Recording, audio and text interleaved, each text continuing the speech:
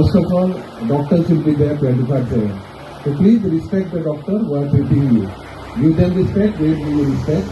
Tell whatever happened to you and don't expect very high-fi services. So whatever doctor's duty is to stabilize the patient for 1 hour.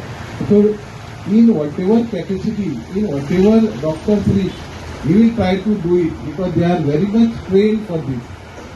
कितेंय तुमकां जर फुडें चल म्हटलें, please take the referral 108 or ambulance and please go, they will arrange for you.